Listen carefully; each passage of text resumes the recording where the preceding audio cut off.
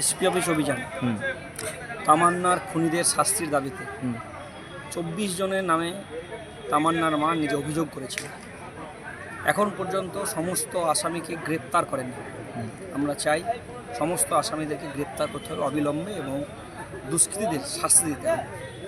আমাদের দ্বিতীয় দাবি ছিল মোলান্দি গ্রামে সহ নদিয়া জেলায় যেখানে যা অবৈধ অস্ত্র আছে এই অস্ত্রকে পুলিশকে উদ্ধার করতে হবে এবং শান্তি শৃঙ্খলা বজায় রাখতে হবে। এবং যেখানে একটা কাজও পারেনি ক্ষুধার্ত পুলিশ, তাই পুলিশের সঙ্গে রাস্তায় দেখা হবে।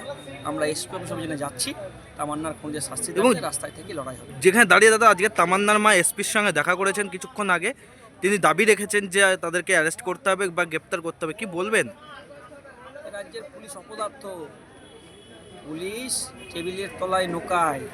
কেন এই পুলিশ পশ্চিমবাংলায় যখন বীরভূমের মতন জায়গায় অনুব্রত আইসির মা বোনকে নিয়ে গালাগালি করে, তখন এই রাজ্যের পুলিশ প্রশাসন কিছু করতে পারে না, অথচ তামান্নার খুনিরা এখনও বেরিয়ে বেড়াচ্ছে। কসবায় এখনও পর্যন্ত সমস্ত দুর্নীতি ধরতে পারল না। আরজি করের দোষীরা এখনও পর্যন্ত শাস্তি পেল না। সমস্ত কিছুকে ধামাচাপা দেওয়ার চেষ্টা করে রাজ্যের সরকার। এই রাজ্যের সরকার যে কাজ করছে তাদের পশ্চিমবাংলায় গণতন্ত্র বলে আর কিছু থাকবে না। যেখানে দাঁড়িয়ে সাংবাদিকদের শুধু নয় হুমকি দেওয়া হচ্ছে একের পর এক, তারপরেও কেন এই রকম ঘটনা যেখানে দাঁড়িয়ে এখনও খুনিদেরকে পর্যন্ত গ্রেপ্তার করতে পারছে না পুলিশ? বাংলায় সরকারটা চলছে না, সরকার চালানোর এদের কোনো যোগ্যতা নয়। এই যোগ্যতা নিয়ে মানুষ প্রশ্ন তুলছে। এবং আজকে কি এসপির সঙ্গে দেখা করবেন?